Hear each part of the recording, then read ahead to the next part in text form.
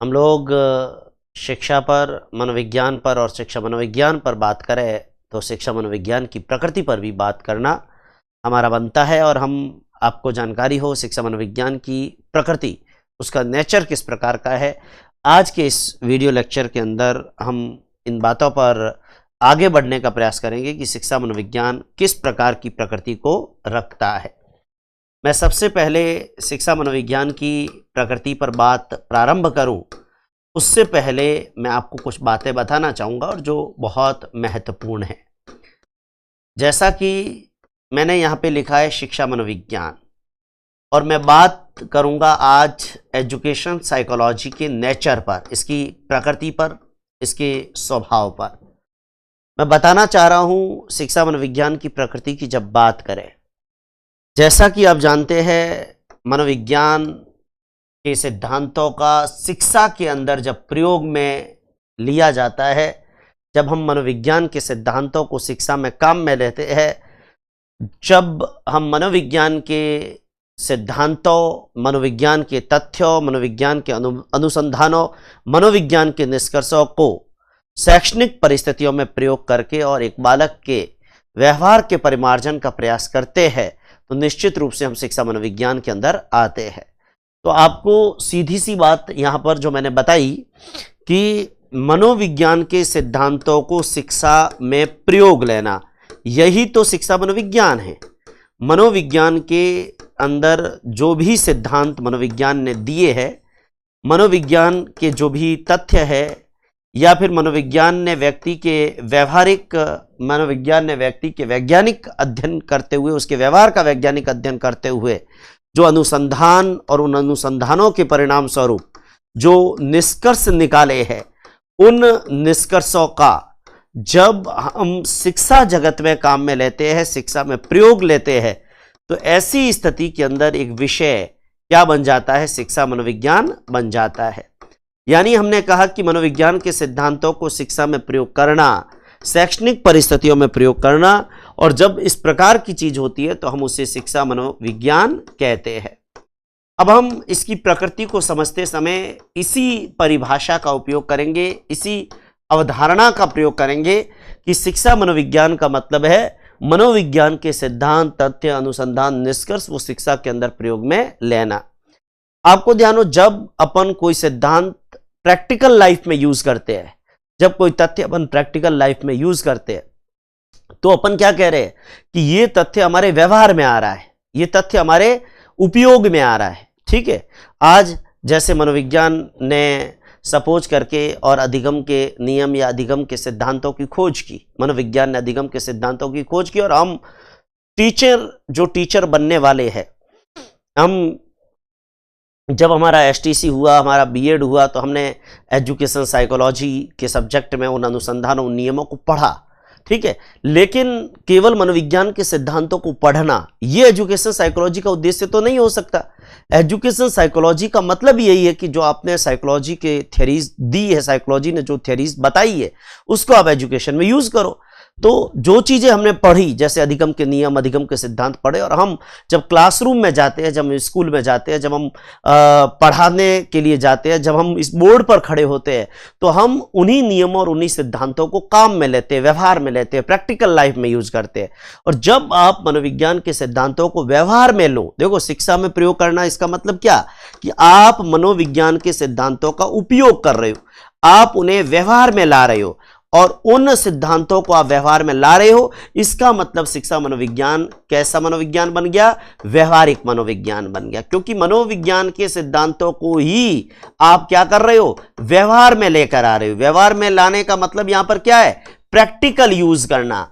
यानी शिक्षा मनोविज्ञान का एक नेचर हो जाएगा ये व्यवहारिक मनोविज्ञान है। मैंने आपको कैसे ध्यान देना, मनोविज्ञान ने जो बातें कही, जैसे मनोविज्ञान ने व्यक्तिगत भिन्नता पर बात करी, मनोविज्ञान ने अधिगम के नियमों की बात करी, मनोविज्ञान ने वंशानुक्रम पर बात करी, मनोविज्ञान ने विकास के सिद्धांतों पर बात करी, मनोविज्ञान जो कुछ भी बातें मनोविज्ञान ने करी है व्यक्ति के व्यवहार का अध्ययन करते हुए, आप जब उन्हें शिक्षा में प्रयोग ला रहे हो, जब आप उन्हें शैक्षणिक परिस्थितियों में काम ले रहे हो, जब आप उन्हें स्कूल में काम ले रहे हो, जब आप उन्हें क्लासरूम में काम में ले रहे हो, जब आप उन्हें बच्चों के साथ में बच्चों को ट्रीट करते समय काम में ले रहे हो, जब आप बच्चों को पढ़ाते समय उन्हें काम में ले रहे हो, इसका मतलब आप मनोविज्ञान के सिद्धांतों को, मनोविज्ञान के तथ्यों को क्या कर रहे हो, व्यवहार में ला रहे हो। और व्यवहार में ला रहे हो, इसलिए शिक्षा मनोविज्ञान को हमने कैसा मनोविज्ञान बना दिया, व्यवहारिक मनोविज्ञान बना दिया।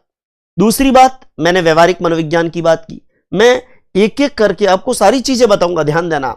शिक्षा मनोविज्ञान की टेंडेंसी, शिक्षा मनोविज्ञान की प्रकृति, इसकी चर्चा जब हम करते हैं बहुत अच्छे से, देखो परीक्षा के अंदर जरूरी नहीं कि हम जो सोचते और हम जिस तरीके से सोचते वैसे ही परीक्षा में सवाल आए। हमारा शिक्षा मनोविज्ञान एक ऐसा सब्जेक्ट है जिसके क्वेश्चन परीक्षा के हॉल में एप्टीट्यूड बेस्ड पूछे जाते हैं, और कई बार एग्जामिनर इन क्वेश्चन को इतना घुमा देता है कि हमें चारों विकल्प भी अच्छे से समझ में नहीं पड़ते हैं। ध्यान दें,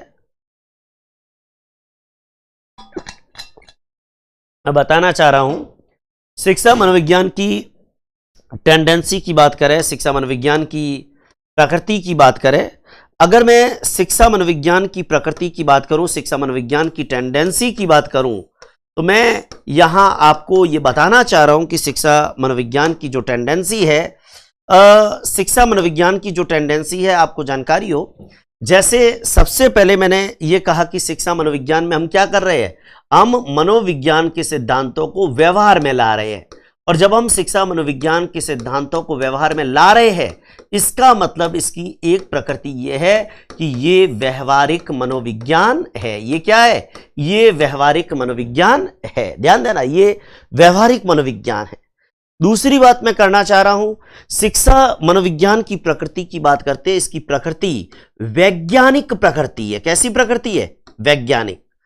अब आपको जितनी भी मैंने मनोविज्ञान की परिभाषा या शिक्षा मनोविज्ञान की परिभाषाएं मैंने आपको, चाहे मनोविज्ञान की परिभाषाएं बताई और चाहे शिक्षा मनोविज्ञान की परिभाषाएं बताई, जगह जगह पर हमने परिभाषाओं के अंदर एक शब्द काम में लिया कि विज्ञान है।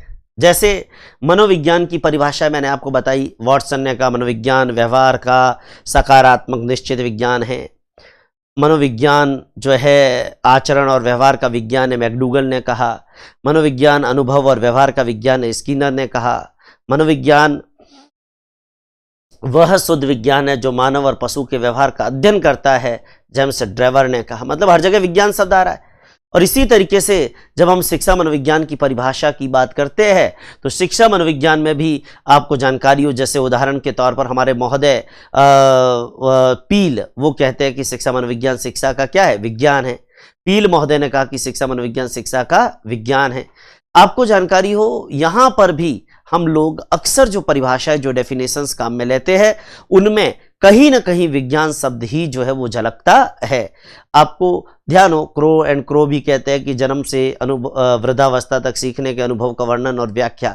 तो मतलब एक क्रमबद्धता जो बनी हुई है इसके अंदर, वो इसकी प्रकृति को, इसकी टेंडेंसी को क्या बनाता है, वैज्ञानिक प्रकृति बनाता है। इसकी प्रकृति को कैसी प्रकृति बनाएगा, वैज्ञानिक प्रकृति। हालांकि मैं ये कह सकता हूं कि मनोविज्ञान की तरह ये भी बिल्कुल शुद्ध विज्ञान नहीं है, ठीक है ना। एकदम शुद्ध विज्ञान हम कहे तो मनोविज्ञान की तरह ये भी 100% शुद्ध विज्ञान नहीं है।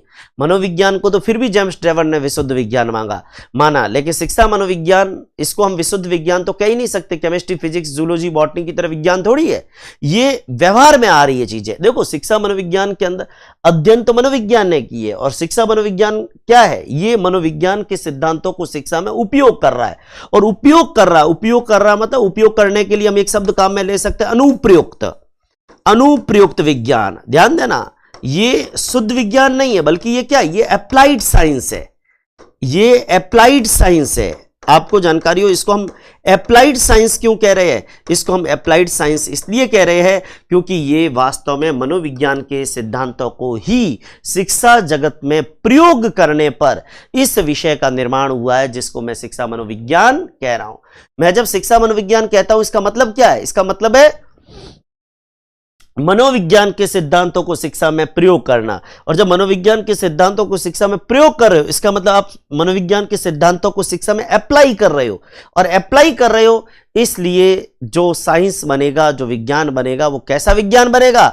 वो एप्लाइड साइंस बनेगा। वो कैसा विज्ञान बनेगा? Applied science. इसी तरीके से आपको जानकारी हो, शिक्षा मनोविज्ञान हमेशा सकारात्मक बातें करता है।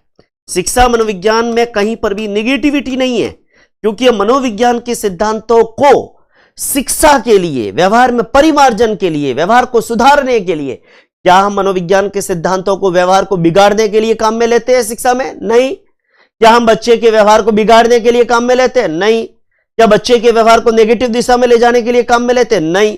इसका मतलब ये सकारात्मक या धनात्मक, आपको जानकारी हो, शिक्षा मनोविज्ञान की एक टेंडेंसी ये भी है कि ये सकारात्मक प्रकृति रखता है, ये धनात्मक प्रकृति रखता है। और साथ में आपको मैं ये भी बताना चाहूंगा, शिक्षा मनोविज्ञान विधायक विज्ञान है, क्योंकि ये भी तथ्यों की बात करता है। विधायक विज्ञान, आपको ध्यान हो, इसे हम नियामक विज्ञान नहीं कहेंगे, इसे हम कैसा विज्ञान कहेंगे? विधायक विज्ञान। मैं पिछले लेक्चर में भी आपको विधायक और नियामक इनकी चर्चा मैं पहले कर चुका हूं, लेकिन फिर बताऊंगा अभी आपको कि आखिर विधायक और नियामक दोनों को हम किस तरीके से जो है वो काम में ले सकते हैं। मैं यहां जो चीजें आपको बता रहा हूं ना, ये सारी चीजें बड़ी महत्वपूर्ण है। आपको जानकारी हो, शिक्षा मनोविज्ञान का नेचर, शिक्षा मनोविज्ञान की टेंडेंसी अक्सर परीक्षा में पूछी जाती है।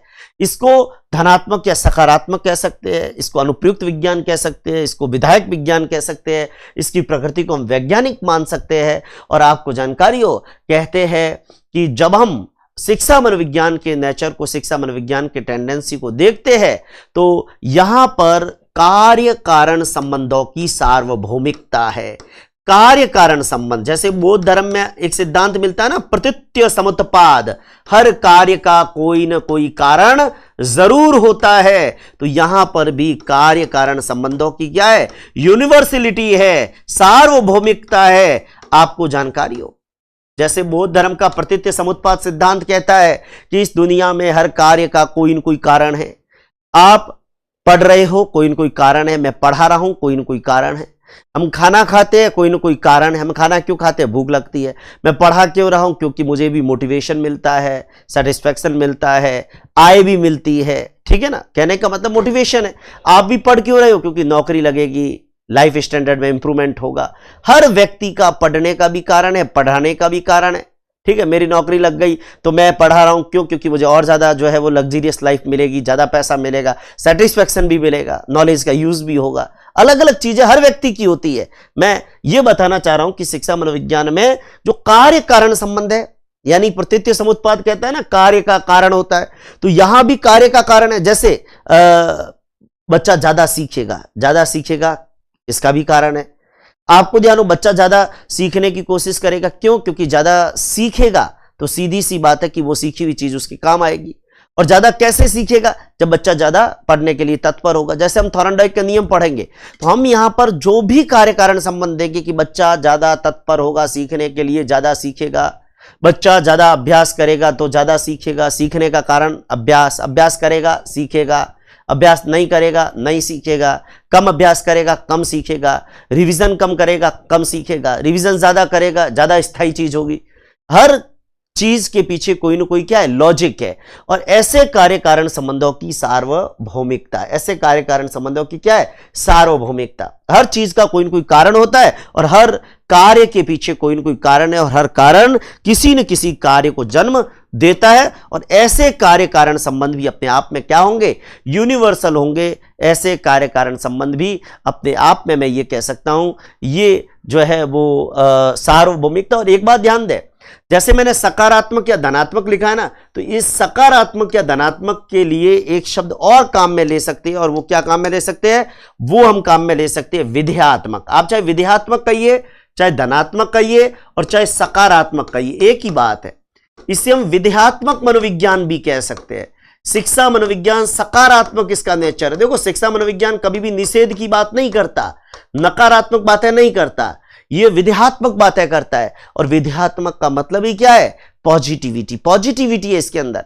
देखो, शिक्षा मनोविज्ञान का नेचर कभी भी आपको पढ़ना हो, कभी भी आपको ध्यान रखना हो, तो आप इतना ध्यान रख लो कि शिक्षा मनोविज्ञान जो है ना, ध्यान देना, इसकी प्रकृति सबसे पहले मैंने कहा एप्लाइड साइंस, सबसे पहले मैंने क्या कहा, एप्लाइड साइंस व्यवहारिक मनोविज्ञान, एप्लाइड साइंस अनुप्रयुक्त मनोविज्ञान। अनुप्रयुक्त क्यों कहा, क्योंकि मनोविज्ञान के सिद्धांतों को शिक्षा में प्रयोग ले रहे हैं, मनोविज्ञान के सिद्धांत शिक्षा में काम आ रहे हैं, मनोविज्ञान के सिद्धांत शिक्षा में अप्लाई हो रहे हैं, इसलिए एप्लाइड साइंस। शिक्षा मनोविज्ञान कहता है कि हर कार्य के पीछे जो कारण है और कार्य और कारण के जो संबंध है, कार्य और कारण के जो संबंध है, जैसे उदाहरण के तौर पर कोई बच्चा 1 घंटे से लगातार पढ़ रहा है लेकिन फिर भी उसे याद नहीं हुआ, अब इस चीज के पीछे कोई ना कोई कारण तो है। ऐसा तो हो ही नहीं सकता कि बच्चा 1 घंटा मन लगाकर पढ़े और उसे कुछ भी याद नहीं हुआ। अगर याद नहीं हुआ है तो इसके पीछे कोई ना कोई कारण है, और जो कारण है कि बच्चे का ध्यान भटका हुआ था, और बच्चे का ध्यान भटका हुआ है, उसे कम याद हुआ, तो यह केवल उस बच्चे के साथ नहीं, ये पूरी दुनिया में होगा कि बच्चे का ध्यान भटका हुआ होगा, उसे कम याद होगा। बच्चे का ध्यान एकाग्र होगा, उसे ज्यादा याद होगा। बच्चे की अधिगम में रुचि होगी, उसका ज्ञान ज्यादा होगा। बच्चा मन लगाकर पढ़ेगा, वो ज्यादा सीखेगा। मतलब कहने का मतलब जो नियम, जो सिद्धांत दिए गए वो यूनिवर्सल है। कार्य कारण संबंधों की क्या है, सार्वभौमिकता। इसके अलावा वैज्ञानिक प्रकृति है। शिक्षा मनोविज्ञान का नेचर साइंटिफिक है, ध्यान देना, इसमें आर्ट का पुट 1% तो साइंस का पुट 99%, तो इसका नेचर कैसा है, साइंटिफिक। विधायक विज्ञान है ये, आपको जानकारी हो, ये सकारात्मक या धनात्मक विज्ञान है, और ये कैसा है, विधेयात्मक मनोविज्ञान। शिक्षा मनोविज्ञान की प्रकृति कैसी है, विधेयात्मक मनोविज्ञान है। इसको हम पॉजिटिव कह सकते हैं, इसको हम धनात्मक कह सकते हैं, इसको हम सकारात्मक कह सकते हैं। और एक बात मैं आपको और कहूं, कुछ बच्चों को विधायक और नियामक में अंतर नहीं पता होता। विज्ञान 2 प्रकार का होता है, एक विधायक विज्ञान होता है और दूसरा विज्ञान कैसा होता है, नियामक विज्ञान। एक विधायक विज्ञान है, दूसरा विज्ञान कैसा है, नियामक विज्ञान। आपको इन दोनों में अंतर होना चाहिए। जब मैं विधायक की बात करता हूं, विधायक की बात आपको जानकारी हो, इसमें हम किसका अध्ययन करते हैं, तथ्यों का अध्ययन करते हैं। इसमें हम तथ्यों का अध्ययन करते हैं, और अध्ययन भी तथ्यों का करते हैं, और इसके जो निष्कर्ष, इसके जो रिजल्ट निकलेंगे वो भी तथ्यात्मक होंगे। इसके निष्कर्ष भी क्या होंगे, तथ्यात्मक। लेकिन इसके अंदर हम मूल्यों का अध्ययन करते हैं और इसके निष्कर्ष भी क्या होंगे, मूल्यात्मक। मूल्यों का अध्ययन करते हैं। आपको जानकारी हो, नियामक विज्ञान कहता है कि ऐसा होता है, विधायक विज्ञान कहता है ऐसा होना चाहिए, मूल्य। जैसे नियामक विज्ञान का एक एग्जाम्पल, मैं एग्जाम्पल के रूप में, ठीक है, हाइपोथेटिकली, कि भाई हमें ईमानदार होना चाहिए, हो या नहीं हो उससे कोई फर्क नहीं, लेकिन ईमानदार होना चाहिए। जबकि यह तथ्य की बात करता है कि अगर आपका मन लगाकर आप पढ़ोगे तो ज्यादा सीखोगे। बिल्कुल एक तथ्य है, फैक्ट है, ऐसा होगा। बच्चा ढंग से पढ़ रहा है, सीखेगा।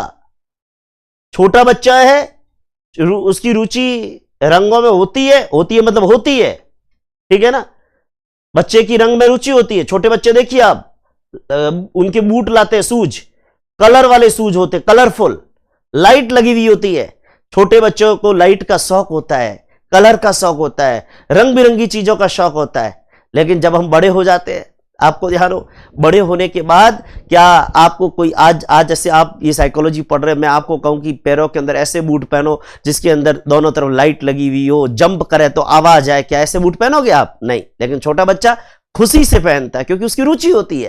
तो मनोविज्ञान ऐसी बातें करता है। मनोविज्ञान ये कहता है कि बच्चे की रुचियां, बच्चे की आदतें, बच्चा अगर प्रतिभाशाली है तो उसका उन्नयन कैसे हो, मतलब सारी तथ्यात्मक बातें करता है, हाइपोथेटिकल बातें नहीं करता, तथ्यों की बातें करता है, मूल्यों की बात नहीं करता कि ऐसा होना चाहिए। मनोविज्ञान तो कहता है कि ऐसा होता है, अगर ये कंडीशन है तो ये चीज होगी, ये बात मनोविज्ञान कहता है। इसमें मूल्यों का अध्ययन किया जाता है, और नियामक विज्ञान के अंदर जो इसके निष्कर्ष, इसके जो रिजल्ट है वो भी अपने आप में वैल्यू बेस्ड यानी कि मूल्यात्मक होते हैं। और मैं साथ में बताना चाह रहा हूं, इसका जो कीवर्ड है, कीवर्ड मतलब जब भी इस प्रकार का विधायक विज्ञान की बात होती है ना, तो इसका कीवर्ड क्या है, या तो है, या होता है, और या फिर ऐसा होगा तो ऐसा होगा, ये इसके कीवर्ड है। लेकिन इसके कीवर्ड क्या है, ऐसा होना चाहिए, ऐसा होना चाहिए। अब होना चाहिए में क्या रखा है? होना तो अपने पास मुकेश अंबानी के जैसा बंगला होना चाहिए, लेकिन है तो नहीं ना। तो कहने का मतलब होना चाहिए को तो कुछ भी हो सकता है। ईमानदार होना चाहिए, सत्य बोलना चाहिए, भ्रष्टाचार नहीं करना चाहिए, टीचर बनने के बाद 8 घंटे मन से पढ़ाना चाहिए। पर चाहिए से क्या होगा? विधायक विज्ञान चाहिए और मूल्यों की बात नहीं करता। विधायक विज्ञान किसकी बात करता है? विधायक विज्ञान तथ्यों की बात करता है। और इसीलिए एजुकेशन साइकोलॉजी की जो टेंडेंसी है, मैं फिर कह रहा हूं, एजुकेशन साइकोलॉजी की टेंडेंसी नियामक विज्ञान की नहीं है, बल्कि किस विज्ञान की है? विधायक विज्ञान की है। ये बहुत महत्वपूर्ण बात शिक्षा मनोविज्ञान के ऊपर आपको पता होनी चाहिए, बहुत महत्वपूर्ण बात आपको पता होनी चाहिए। ध्यान देना, शिक्षा मनोविज्ञान की जब टेंडेंसी को, शिक्षा मनोविज्ञान की जब प्रकृति को पढ़ते हैं तो ये बातें बहुत महत्वपूर्ण है और निश्चित रूप से इन बातों के बारे में आपको जानकारी होनी चाहिए। ये ध्यान देना। एक चीज और ध्यान दें, शिक्षा मनोविज्ञान की प्रकृति ऐसी है, ठीक है। एक सवाल और बता रहा हूं जो परीक्षा में कई बार निगेटिविटी के रूप में पूछ लेते हैं। जैसे शिक्षा मनोविज्ञान की प्रकृति नहीं है, क्या मैंने लिखा? शिक्षा मनोविज्ञान की प्रकृति है, ठीक है, लेकिन शिक्षा मनोविज्ञान की प्रकृति नहीं है, नहीं है। अब जब मैं शिक्षा मनोविज्ञान की प्रकृति नहीं है की बात करूंगा, तो ऐसी स्थिति के अंदर आपको ध्यान हो, नियामक मनोविज्ञान शिक्षा मनोविज्ञान की प्रकृति है कि नहीं है? ध्यान रखना है, जब भी आए शिक्षा मनोविज्ञान की प्रकृति नियामक नहीं है। दूसरी बात, शिक्षा मनोविज्ञान की प्रकृति नियामक नहीं है। शिक्षा मनोविज्ञान की प्रकृति नकारात्मक है कि नहीं है? बताओ। शिक्षा मनोविज्ञान की प्रकृति नकारात्मक नहीं है। जैसे उदाहरण के तौर पर आ गया, शिक्षा मनोविज्ञान की प्रकृति निषेधात्मक है कि नहीं है? नहीं है। शिक्षा मनोविज्ञान निषेधात्मक विज्ञान नहीं है। ध्यान देना, क्योंकि ये क्यों बता रहा हूं, वैसे नई वाले आपको कोई नहीं बताएगा और नई वाले बताने भी नहीं चाहिए, लेकिन एग्जाम के अंदर ये ऑप्शन होते हैं, ये नॉट वाले ऑप्शन है, ठीक है ना। ये अपने को दिमाग लगाना है कि इस प्रकार के ऑप्शन आते हैं। जैसे उदाहरण के तौर पर शिक्षा मनोविज्ञान की प्रकृति पूछ लिया और पूछ लिया सैद्धांतिक विज्ञान। क्या शिक्षा मनोविज्ञान सैद्धांतिक या सिद्धांत हो? देखो अब यहां गड़बड़ होगी। आप कहेंगे कि भाई मनोविज्ञान तो सिद्धांत देता है, मनोविज्ञान सिद्धांत देता है, पर शिक्षा मनोविज्ञान उन सिद्धांतों का उपयोग कर रहा है, इसलिए इसको सैद्धांतिक विज्ञान नहीं कहेंगे, इसको कैसा कहेंगे? अनुप्रयुक्त विज्ञान कहेंगे। ध्यान देना, शिक्षा मनोविज्ञान सिद्धांतों की बात नहीं कर रहा, सिद्धांतों की बात तो मनोविज्ञान कर रहा है, और यह किसकी बात कर रहा है? ये अनुप्रयोग की बात कर रहा है। यहां बहुत महत्वपूर्ण बातें आपको पता होनी चाहिए। देखो ये प्रकृति है ना, इसको आप लाइन टू लाइन नहीं, इसी प्रकार मैंने लिखा और आप कॉपी में भी नोट करो। तो ये, क्योंकि अब हमारा पेपर सब्जेक्टिव नहीं है, ऑप्शन आएंगे तो हमें ये पता होना चाहिए कि व्यवहारिक मनोविज्ञान है, वैज्ञानिक प्रकृति है, कार्य कारण संबंधों की सार्वभौमिकता होती है, अनुप्रयुक्त विज्ञान है, विधायक विज्ञान है, धनात्मक या सकारात्मक विज्ञान है, विध्यात्मक मनोविज्ञान है, ठीक है ना। ये सारी बातें, और क्या नहीं है? नियामक नहीं है, सैद्धांतिक नहीं है, नकारात्मक नहीं है, निषेधात्मक नहीं है, ठीक है। कुछ बातें शिक्षा मनोविज्ञान की प्रकृति से जुड़ी बहुत महत्वपूर्ण बातें बता रहा हूं। शिक्षा मनोविज्ञान की प्रकृति से जुड़ी कुछ महत्वपूर्ण बातों की तरफ मैं आपका ध्यान ले जाना चाहूंगा। सबसे पहले आपको जानकारी हो, मैंने शिक्षा मनोविज्ञान की जो जो प्रकृति बताई, मैंने कहा कि शिक्षा मनोविज्ञान व्यवहारिक मनोविज्ञान है। व्यवहारिक मनोविज्ञान, जब मैं शिक्षा मनोविज्ञान को कह रहा हूं तो मैं ये बताना चाहूंगा, शिक्षा मनोविज्ञान व्यवहारिक मनोविज्ञान है, अनुप्रयुक्त मनोविज्ञान है, लेकिन सैद्धांतिक मनोविज्ञान नहीं है। सैद्धांतिक मनोविज्ञान और व्यवहारिक मनोविज्ञान में फर्क क्या है? सैद्धांतिक मनोविज्ञान का संबंध होता है ज्ञान की खोज से, और व्यवहारिक मनोविज्ञान का संबंध होता है उन्हीं मूलभूत सिद्धांतों के अनुप्रयोग से, ठीक है, और संबंधित जो बालक है उनका समस्या का समाधान हो जाए। तो मनोविज्ञान आज हम लोगों ने एजुकेशन साइकोलॉजी ये अपने बीएड और एसटीसी के सिलेबस में क्यों पढ़ी? ताकि इनके माध्यम से हम साइकोलॉजी की उन थ्योरीज को पढ़कर और एजुकेशन में जब यूज करें तो हमारे बच्चों की समस्याएं सॉल्व हो। ये हमारा उद्देश्य रहा। तो मैं सबसे पहले एक बात बहुत महत्वपूर्ण बताना चाह रहा हूं। शिक्षा मनोविज्ञान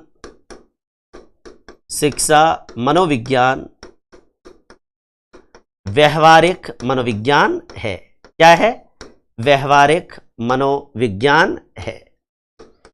व्यवहारिक मनोविज्ञान है।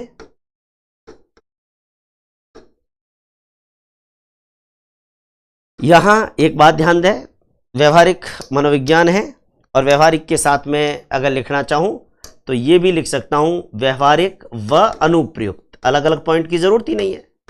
शिक्षा मनोविज्ञान व्यवहारिक व अनुप्रयुक्त, अनुप्रयुक्त मतलब एप्लाइड मनोविज्ञान है। एप्लाइड मनोविज्ञान है। मैं यहां पर एक बात जो महत्वपूर्ण करना चाह रहा हूं, सैद्धांतिक और व्यवहारिक के अंदर एक डिफरेंस, वो आपका ध्यान वहां ले जाना चाहूंगा। आपको ध्यान हो, सैद्धांतिक मनोविज्ञान ये नहीं है, ठीक है ना। सैद्धांतिक मनोविज्ञान नहीं है। ये कैसा मनोविज्ञान है? अनुप्रयुक्त। अगर खाली मनोविज्ञान की बात कर लेते ना, खाली मनोविज्ञान, ठीक है, तो सैद्धांतिक मनोविज्ञान कह सकते थे, लेकिन हम इसको व्यवहारिक मनोविज्ञान कह रहे हैं, ठीक है। सैद्धांतिक मनोविज्ञान का संबंध, हम एजुकेशन साइकोलॉजी की बात कर रहे हैं, हम खाली साइकोलॉजी की बात नहीं कर रहे हैं। सैद्धांतिक मनोविज्ञान का संबंध जहां ज्ञान की खोज से है। सैद्धांतिक मनोविज्ञान का संबंध जहां ज्ञान की खोज से है, वहीं शिक्षा मनोविज्ञान का संबंध जहां ज्ञान की खोज से है, वहीं व्यवहारिक मनोविज्ञान का संबंध, व्यवहारिक मनोविज्ञान का संबंध, व्यवहारिक मनोविज्ञान का संबंध, व्यवहारिक मनोविज्ञान का संबंध किससे है? व्यवहारिक मनोविज्ञान का संबंध ये जो मूलभूत सिद्धांत है इनके अनुप्रयोग से है। मूलभूत सिद्धांतों के अनुप्रयोग, मूलभूत सिद्धांतों के अनुप्रयोग एवं संबंधित व्यक्तियों या बालकों की समस्या के समाधान से है। संबंधित व्यक्तियों या बालकों के, संबंधित व्यक्तियों या बालकों के समस्या समाधान से है। बालकों के समस्या समाधान से है।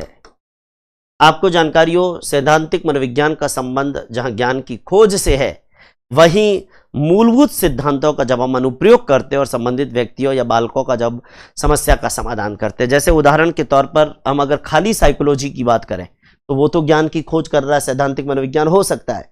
लेकिन जब हम शिक्षा मनोविज्ञान की बात करें, ठीक है, एक तो केवल मनोविज्ञान, एक शिक्षा मनोविज्ञान, तो मनोविज्ञान तो सैद्धांतिक मनोविज्ञान हो सकता है क्योंकि वो ज्ञान की खोज कर रहा है, लेकिन शिक्षा मनोविज्ञान व्यवहारिक मनोविज्ञान है। क्यों? क्योंकि हम उन मूलभूत सिद्धांतों को जो हमें साइकोलॉजी ने दिए हैं उसका अनुप्रयोग कर रहे हैं शैक्षणिक परिस्थितियों में, और उसके माध्यम से संबंधित व्यक्ति या बालक उनके व्यवहार में परिमार्जन की कोशिश कर रहे हैं, उनकी प्रॉब्लम को सॉल्व कर रहे हैं। जैसे मैंने साइकोलॉजी की थ्योरीज मुझे पता है, और मैं जब आपको पढ़ा रहा हूं, पढ़ाते समय ये ध्यान देता हूं कि उन साइकोलॉजी की थ्योरी से कैसे बेस्ट पढ़ाया जाए और आपको समझाया जाए और आपको सिखाया जाए।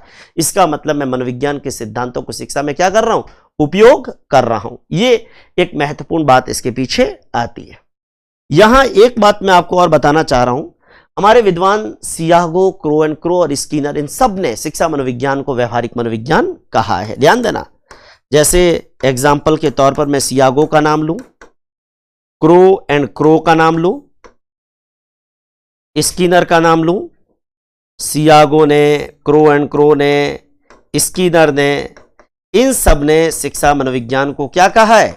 व्यवहारिक मनोविज्ञान कहा है। शिक्षा मनोविज्ञान को व्यावहारिक मनोविज्ञान की संज्ञा दी है। व्यवहारिक मनोविज्ञान की संज्ञा दी है। ध्यान देना, सियागो ने, क्रो एंड क्रो ने, स्किनर ने, इन सब ने शिक्षा मनोविज्ञान को व्यवहारिक मनोविज्ञान की संज्ञा दी है। ये बहुत महत्वपूर्ण बात अपने को दिमाग के अंदर होनी चाहिए। इसी तरीके से आपको जानकारी हो शिक्षा मनोविज्ञान की प्रकृति के बारे में, शिक्षा मनोविज्ञान की टेंडेंसी के बारे में जब बात करते हैं तो मैंने जो जो बातें लिखी वही बातें यहां पर मैं दोहरा रहा हूं। आपको जानकारी हो शिक्षा मनोविज्ञान की प्रकृति की बात करते हैं। इसकी प्रकृति कैसी है? वैज्ञानिक प्रकृति। फिर बता रहा हूं, दोबारा रिपीट कर रहा हूं इसको, प्रकृति कैसी है? वैज्ञानिक। तीसरा आपको जानकारी हो इसकी प्रकृति कैसी है? विधेयात्मक। कैसी प्रकृति है? विधेयात्मक। इसकी प्रकृति कैसी है? विधायक विज्ञान। मैंने बताया ये नियामक से कैसे भिन्न है, क्योंकि ये सिद्धांतों की बात करता है। ये कहता कैसा होता है, ये नहीं कहता कैसा होना चाहिए। और आपको जानकारी हो इसी तरीके से हम इसको धनात्मक, क्योंकि ये कभी भी नेगेटिविटी की बात नहीं करता, धनात्मक या सकारात्मक। शिक्षा मनोविज्ञान की प्रकृति कैसी है? धनात्मक या सकारात्मक विज्ञान। आपको जानकारी हो ये धनात्मक या सकारात्मक विज्ञान की बात करता है और ये कार्य कारण संबंधों की सार्वभौमिकता की बात करता है। कार्य कारण संबंधों की सार्वभौमिकता, उसकी बात शिक्षा मनोविज्ञान आमतौर पर करता है। कार्य कारण संबंधों की सार्वभौमिकता, ये सारी चीजें जो मैंने आपको बताई है ना, ये सारी चीजें कहीं ना कहीं शिक्षा मनोविज्ञान की टेंडेंसी से, कहीं ना कहीं शिक्षा मनोविज्ञान के नेचर से ये सारी चीजें जो है वो जुड़ी हुई है। बहुत महत्वपूर्ण बात है शिक्षा मनोविज्ञान की टेंडेंसी के अंदर, शिक्षा मनोविज्ञान की इस प्रकृति के अंदर हमारे को दिमाग के अंदर रखना है। मैं शिक्षा मनोविज्ञान की प्रकृति पर जब बात होती है, मैं देखो बहुत सारी बातें जितनी आप जानना चाहे उतनी मैं बता सकता हूँ शिक्षा मनोविज्ञान की प्रकृति के बारे में, शिक्षा मनोविज्ञान की टेंडेंसी के बारे में, क्योंकि हमारे को ये सारी चीज़ें जो है वो पता होनी चाहिए। शिक्षा मनोविज्ञान अपने आप में विधायक विज्ञान है, ठीक है ना, नियामक नहीं, विधायक विज्ञान। इसकी प्रकृति विधायक के ज़्यादा करीब है। विधायक और नियामक विज्ञान दोनों में अंतर भी है, लेकिन आपको ध्यान हो नियामक विज्ञान कहता है क्या होना चाहिए और विधायक क्या कहता है? तथ्यों का अध्ययन, मतलब कैसा होता है। इसके अलावा धनात्मक विज्ञान है। और आपको जानकारी हो शिक्षा मनोविज्ञान की बात जब हम करते हैं, शिक्षा मनोविज्ञान की टेंडेंसी, शिक्षा मनोविज्ञान की प्रकृति की बात करते हैं, तो ये सैद्धांतिक मनोविज्ञान नहीं है। ये कैसा मनोविज्ञान है? ये व्यवहारिक मनोविज्ञान है। ये अपने आप में बहुत महत्वपूर्ण बात शिक्षा मनोविज्ञान के संदर्भ में हमारे को ध्यान रखनी है। ये बहुत महत्वपूर्ण बात अपने को दिमाग के अंदर होनी चाहिए। मैं एक बात आप तक और पहुंचाना चाह रहा हूं, कुछ ऑब्जेक्टिव क्वेश्चंस के माध्यम से भी। अब जैसे किस प्रकार के सवाल परीक्षा के अंदर पूछे जाते, उस सिलसिले में भी बात करना चाहता हूं। आपको जानकारी हो शिक्षा मनोविज्ञान के संदर्भ में जब हम बात करते हैं तो मैं यहां एक बात कहना चाहूंगा कि जैसे उदाहरण के तौर पर एक क्वेश्चन परीक्षा के अंदर आया, एक क्वेश्चन जो परीक्षा के अंदर पूछा गया, जैसे एग्जाम्पल के तौर पर मैं एक काम करता हूं, एक दो एग्जाम्पल आपके सामने रख देता हूं, तो मुझे लगता है जिससे आपका कंसेप्ट और आपका टेंडेंसी बहुत ज़्यादा क्लियर हो जाएगा। जैसे ध्यान से सुनना इस चीज़ को, ध्यान से सुनना इस चीज़ को, ताकि देखो मैं ये चाह रहा हूं, क्योंकि हमारे वीडियो लेक्चर कई बार क्या होता है ऑफलाइन क्लास में, तो क्या होता है जैसे 2-2.5 घंटे की क्लास है, हम एक टॉपिक को ख़त्म करते हैं, वहीं दूसरा टॉपिक बना लेते हैं। लेकिन ऑनलाइन के अंदर ये दिक्कत है, ऑनलाइन में जैसे शिक्षा मनोविज्ञान की प्रकृति हमारी चल रही है, तो हम कोशिश करते हैं कि जैसे क्षेत्र और महत्व अलग टॉपिक है तो उसका लेक्चर भी अलग बने, ताकि बच्चा आज नहीं महीना भर बाद भी पढ़ रहा है तो उसको टॉपिक वाइज वो लेक्चर मिले। हेडिंग लगाने के अंदर भी हमको सुविधा रहती है, ठीक है ना। ये बात निश्चित रूप से आप समझ रहे होंगे। शिक्षा मनोविज्ञान नहीं है। जैसे एक सवाल मैं आपके सामने रख रहा हूं, एक सवाल मैं रख रहा हूं, किस प्रकार परीक्षा में सवाल पूछे जाते हैं। जैसे उदाहरण के तौर पर एग्जाम के अंदर क्वेश्चन आया कि शिक्षा मनोविज्ञान नहीं है। देखो क्योंकि साइकोलॉजी में अबसदा बहुत महत्वपूर्ण बात है। जैसे एक सवाल आया कि शिक्षा मनोविज्ञान नहीं है, अब यहां 4 विकल्प हमारे सामने, 1, 2, 3 और 4। कौन से 4 विकल्प है? जैसे उदाहरण के तौर पर शिक्षा मनोविज्ञान नहीं है, जैसे दे दिया सकारात्मक। शिक्षा मनोविज्ञान सकारात्मक विज्ञान है या नहीं है, बताओ। आप समझना इस चीज को। अभी इस टॉपिक में मैंने लेक्चर में पूरी चीजें बताई है। मानक विज्ञान, मानक विज्ञान विधेयात्मक विज्ञान,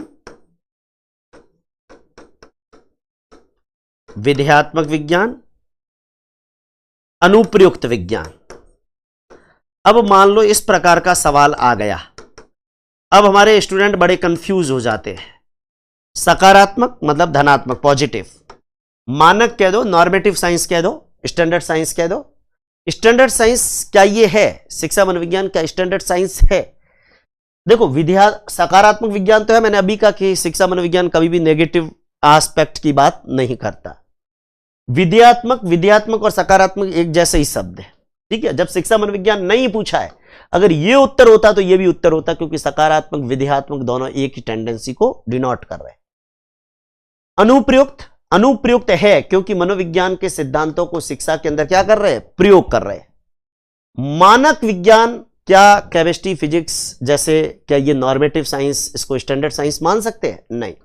तो शिक्षा मनोविज्ञान एक मानक विज्ञान नहीं है। ये महत्वपूर्ण सवाल यहां पर ध्यान देना। देखो कुछ कभी कभी ऐसे अबसद सवाल भी अपन देखेंगे ना, तो आपका कंसेप्ट बिल्कुल क्लियर होगा। जब एमसीक्यू प्रैक्टिस आती है तब तो ढेरों प्रिंटेड यहां पे क्वेश्चन चलेंगे, क्विज चलेगी, वो अलग बात है। लेकिन आमतौर पर हम लोग इस प्रकार के क्वेश्चन भी चैप्टर के साथ अगर कुछ ले ले तो मुझे लगता है आपका कंसेप्ट क्लियर रहेगा। जैसे एक सवाल मैंने और लिया कि शिक्षा मनोविज्ञान की प्रकृति नहीं है। शिक्षा मनोविज्ञान की प्रकृति नहीं है, सवाल ये। लेकिन ऑप्शन पर बता रहा हूं कि कई बार क्या होता है कि एक ही सवाल, ऑप्शन चेंज हो गए, हमारा उत्तर चेंज हो जाता है। जैसे शिक्षा मनोविज्ञान की प्रकृति नहीं है, सबसे पहले विशुद्ध विज्ञान मतलब प्योर साइंस। दूसरा विकल्प दे दिया व्यवहारिक विज्ञान, व्यवहारिक विज्ञान। तीसरा ऑप्शन दे दिया अनुप्रयुक्त विज्ञान। क्या ऑप्शन दे दिया? अनुप्रयुक्त विज्ञान। और चौथा ऑप्शन सपोज करिए दे दिया विधायक विज्ञान। सपोज करिए चौथा ऑप्शन दे दिया विधायक विज्ञान, ठीक है ना, विधायक विज्ञान। देखो नियामक की तुलना में इसकी प्रकृति जो है वो किसके करीब है? विधायक विज्ञान के ज्यादा करीब है, ये ध्यान देना। तो मैं बताना चाह रहा हूं कि शिक्षा मनोविज्ञान की प्रकृति नहीं है, विशुद्ध विज्ञान, व्यवहारिक विज्ञान, अनुप्रयुक्त विज्ञान, विधायक विज्ञान। मान लो ये है तो विशुद्ध विज्ञान। अब यहां गड़बड़ हो गई, आपको ये लग रहा है ये चारों ही उत्तर है। विधायक विज्ञान के तो बिल्कुल करीब है ही शिक्षा मनोविज्ञान की प्रकृति, ये तो आप सब जानते हैं कि विधायक विज्ञान के बिल्कुल क्या है? करीब है, ये तो आपको पता ही है, ठीक है ना। यहां जो हमारा सही उत्तर है ना, कई बार क्या टिक हम लगाते हैं समझाते के लिए, तो उसको गलत मत करिएगा, ये उत्तर है इस सवाल का, ठीक है। ऐसे आपको जानकारी हो, शिक्षा मनोविज्ञान की प्रकृति नहीं है। व्यवहारिक विज्ञान भी है क्योंकि मनोविज्ञान के सिद्धांतों को व्यवहार में काम में ले रहे हैं। अनुप्रयुक्त विज्ञान भी है क्योंकि मनोविज्ञान के सिद्धांतों को शिक्षा में उपयोग ले रहे हैं। विधायक विज्ञान भी है क्योंकि ये तथ्यों की बात करता है और इसके निर्णय भी तथ्यात्मक, और ये कहता है कि ऐसा होगा तो ऐसा होगा, ऐसा होता है, ठीक है। आदर्शों की बात से ज्यादा ये तथ्यों की बात कर रहा है, तथ्यात्मक बातें ज्यादा कर रहा है। लेकिन विशुद्ध विज्ञान क्या ये 100% प्योर साइंस है? देखो मनोविज्ञान के बारे में जरूर जेम्स ड्रेवर ने कहा है कि वह विशुद्ध विज्ञान जो मानव और पशु व्यवहार का अध्ययन करे, लेकिन क्या शिक्षा मनोविज्ञान, ड्रेवर की परिभाषा शिक्षा मनोविज्ञान के बारे में नहीं है, ड्रेवर की परिभाषा मनोविज्ञान के बारे में कि वह विशुद्ध विज्ञान जो मानव और पशु व्यवहार का अध्ययन करे। तो शिक्षा मनोविज्ञान को क्या हम 100% प्योर साइंस मान सकते हैं? नहीं। तो ऐसी स्थिति के अंदर विशुद्ध विज्ञान शिक्षा मनोविज्ञान नहीं है, शिक्षा मनोविज्ञान विशुद्ध विज्ञान नहीं है। पर सपोज करिए एक ऐसा ही सवाल और आया और उस सवाल के अंदर भी ऑप्शन विशुद्ध विज्ञान आ गया, विशुद्ध विज्ञान। विशुद्ध विज्ञान के बहुत करीब जरूर है लेकिन विशुद्ध विज्ञान नहीं है। अब विशुद्ध विज्ञान केवल इस आधार पर भले ही कह दो कि इसकी प्रकृति वैज्ञानिक है, ठीक है। दूसरा जैसे विकल्प मान लो दे दिया, अब यहां व्यवहारिक ऑप्शन में नहीं दिया और ऑप्शन के अंदर सैद्धांतिक दे दिया। देखो वैसे सवाल टेक्निकली रॉन्ग है, मैं फिर कह रहा हूं, लेकिन ऐसे सवाल एग्जाम में आते हैं स्टूडेंट को घुमाने के लिए, मैं आपको वो बता रहा हूं, ठीक है। मेरा क्रिएट किया हुआ नहीं है, घुमाने के लिए बच्चों को ऐसे सवाल पूछ लेते हैं। अब यहां ये तो स्पष्ट दिख रहा है कि व्यवहारिक विज्ञान है, अनुप्रयुक्त विज्ञान है, विधायक विज्ञान है, उत्तर विशुद्ध विज्ञान हो गया। लेकिन यहां विशुद्ध विज्ञान भी ऑप्शन है, सैद्धांतिक विज्ञान भी ऑप्शन है, अनुप्रयुक्त विज्ञान भी ऑप्शन है, और चौथा व्यवहारिक विज्ञान भी ऑप्शन दे दिया। ठीक है, अब मुझे बताइए इस सवाल में, अब अनुप्रयुक्त विज्ञान और व्यवहारिक विज्ञान ये दोनों तो है ही, इन दोनों को तो आप पहले ही हटा दो। अब इन दोनों में कंफ्यूजन हो रहा है कि क्या उत्तर करें, विशुद्ध करें कि सैद्धांतिक करें। तो एक बात ध्यान देना, शिक्षा मनोविज्ञान सैद्धांतिक विज्ञान नहीं है। जब आपने व्यवहारिक और अनुप्रयुक्त सही मान लिया तो फिर आप सैद्धांतिक कैसे सही मानोगे? यह सैद्धांतिक विज्ञान बिल्कुल नहीं है, विशुद्ध विज्ञान के बहुत करीब है।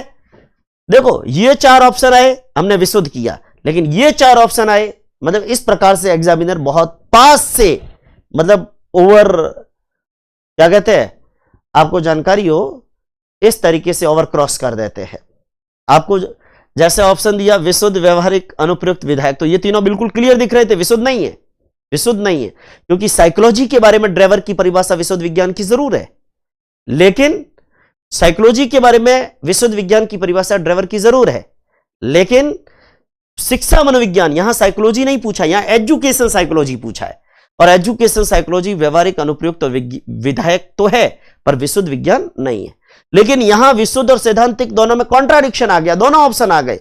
अब दोनों में से एक को चूज करना है, तो जब आप अनुप्रयुक्त और व्यवहारिक है, इसका मतलब सैद्धांतिक तो बिल्कुल भी नहीं है, क्योंकि शिक्षा मनोविज्ञान के खुद के सिद्धांत नहीं है, बल्कि सिद्धांतों का ये क्या कर रहा है, उपयोग। सिद्धांत सारे साइकोलॉजी के है और उनका उपयोग शिक्षा में कर रहे हैं, इसलिए बात शिक्षा मनोविज्ञान की हो गई। तो ये सैद्धांतिक विज्ञान नहीं है। और विशुद्ध विज्ञान, वैसे यहां दोनों के अंदर कॉन्ट्राडिक्शन है, लेकिन फिर भी दोनों में कंपैरिजन करना पड़ा, तो हमने उत्तर को लिख दिया कि शिक्षा मनोविज्ञान की प्रकृति सैद्धांतिक नहीं है। इस प्रकार के सवाल एग्जाम में पूछे जाते हैं, और जब इस प्रकार के सवाल एग्जाम में आते हैं तो हमारा स्टूडेंट हक्का बक्का रह जाता है कि अब क्या करें। इसी तरीके से मैं एक बात और बताना चाह रहा हूं, ध्यान दें। जैसे सपोज करिए एक सवाल आ गया कि शिक्षा मनोविज्ञान क्या है, शिक्षा मनोविज्ञान क्या है,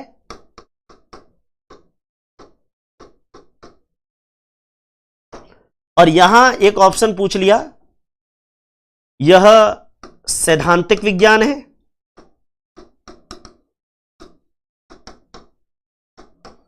यह मानक विज्ञान है,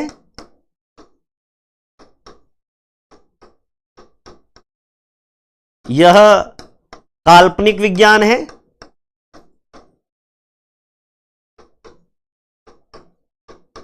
और यह अनुप्रयुक्त विज्ञान है। तो अब बताइए स्टूडेंट्स, इस सवाल का क्या उत्तर होगा? शिक्षा मनोविज्ञान पे एक ऑब्जेक्टिव क्वेश्चन ये रख दिया कि क्या है, सैद्धांतिक विज्ञान है, मानक विज्ञान है, काल्पनिक विज्ञान है, अनुप्रयुक्त विज्ञान है। तो सैद्धांतिक विज्ञान है क्या? नहीं। मानक विज्ञान है क्या? नहीं। काल्पनिक विज्ञान है क्या? नहीं। काल्पनिक विज्ञान थोड़ी है शिक्षा मनोविज्ञान, कल्पनाओं की खाली कोरी कल्पना है क्या? नहीं। शिक्षा मनोविज्ञान वास्तव में शिक्षा के अंदर मनोविज्ञान के सिद्धांतों को क्या कर रहा है, ये मनोविज्ञान के सिद्धांतों को प्रयोग में ले रहा है। ध्यान देना, ये महत्वपूर्ण बात यहां पर दिमाग के अंदर रखनी है, आपको जानकारी हो। जैसे एक सवाल, निम्न में से कौन सा कथन सत्य है, निम्न में से कौन सा कथन सत्य है, इस प्रकार का क्वेश्चन पूछ रहे। देखो एप्टीट्यूड बेस्ड, साइकोलॉजी में सीधे फैक्चुअल क्वेश्चन पूछे जाते नहीं हैं। निम्न में से कौन सा कथन सत्य है, जैसे एग्जाम्पल के तौर पर दे दिया, मनोविज्ञान का आधार शिक्षा है, मनोविज्ञान का आधार शिक्षा है,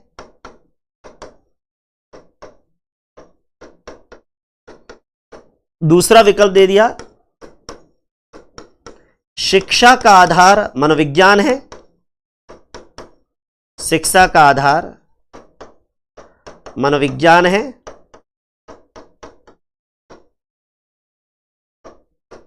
तीसरा शिक्षा व मनोविज्ञान एक दूसरे के आधार है। शिक्षा व मनोविज्ञान एक दूसरे के आधार है।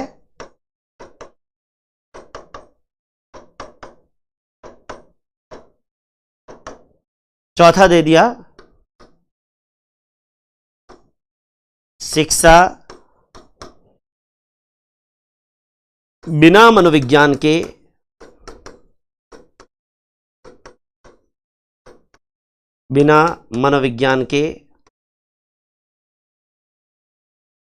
असंभव है। देखो, शिक्षा बिना मनोविज्ञान के असंभव है, मनोविज्ञान नहीं है तो शिक्षा होगी नहीं। इतनी ज्यादा कड़क बात गलत है। शिक्षा और मनोविज्ञान एक दूसरे के आधार है, नहीं। मनोविज्ञान पढ़ाना है तो शिक्षा देनी पड़ेगी, नहीं। लेकिन शिक्षा देनी है तो उसका आधार मनोविज्ञान है। ये बात इन चारों विकल्पों के अंदर क्या हो गई, सही हो गई। शिक्षा देनी है तो उसका आधार मनोविज्ञान है, यानी मनोविज्ञान के सिद्धांतों के आधार पर शिक्षा दी जा सकती है। ठीक है, बिना मनोविज्ञान के शिक्षा संभव ही नहीं है। ये बहुत ज्यादा स्ट्रिक्ट सेंटेंस है और इसलिए इस सेंटेंस को हमने क्या किया, गलत किया। तो इस प्रकार के सवाल एग्जाम के अंदर जब हाइपोथेटिकली पूछे जाते हैं तो आपको अपने दिमाग का, अपने एप्टीट्यूड का उपयोग करके और इस प्रकार के सवालों को क्या करना है, सही करना है। तो मैं समझता हूं आपको शिक्षा मनोविज्ञान की टेंडेंसी या शिक्षा मनोविज्ञान की प्रकृति बहुत अच्छे से समझ में आई होगी। अगले वीडियो लेक्चर में मैं फिर आपसे मिलने वाला हूं। तब तक इस लेक्चर को बहुत अच्छे से दिमाग में समझ जाइएगा और समझ लीजिएगा कि शिक्षा मनोविज्ञान का नेचर, उसकी टेंडेंसी किस प्रकार की होती है। धन्यवाद। जय हिंद।